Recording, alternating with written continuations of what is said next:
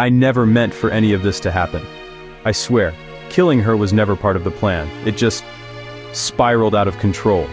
They told me to start from the beginning. My hands are shaking, but okay, here it is. All of it. Her name was Melissa. She was my best friend. At least, that's what I kept telling myself, what I wanted to believe. But you can't stay best friends when you've loved someone for 12 years, and every day she pretends not to see it. Not to see me. I met Melissa in college.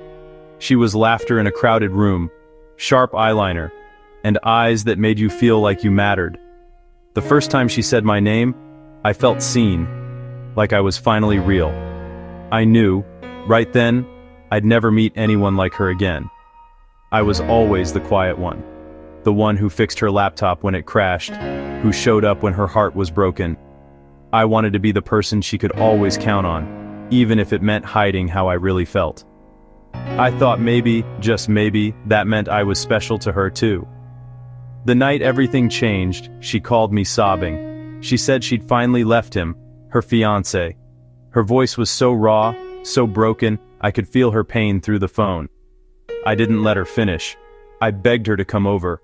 I cleaned every corner of my apartment, bought her favorite wine, rehearsed what I'd say. I told myself, tonight, she'll finally see how much I love her. She came. But she didn't stay. Not really. We talked for hours. She cried. I tried to make her laugh.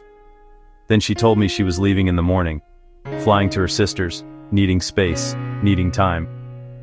She told me not to wait for her. But I already was. I can't remember what I said. I just remember the quiet that settled inside me, like everything I'd hoped for had slipped away. I felt empty, numb.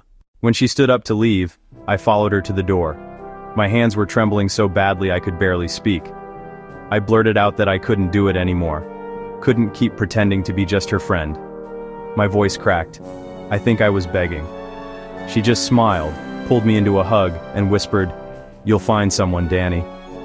Like it was nothing, like my heart wasn't shattering right there in front of her. That was the moment I broke. Something inside me snapped, loud and sudden like glass. I didn't plan it. There was no thought, no reason, just pain and panic, and my hands. 1 second she was alive, warm, breathing.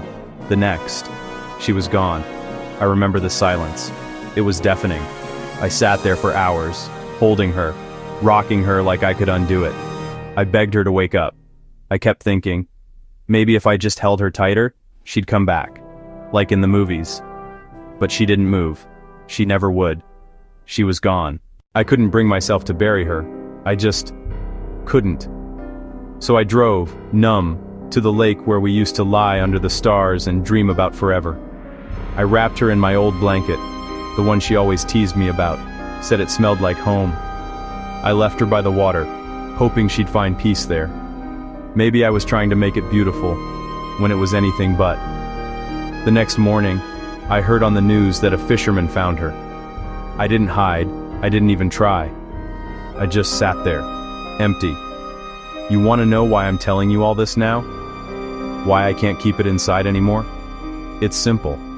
Because I loved her. More than I ever knew how to say. And I still do.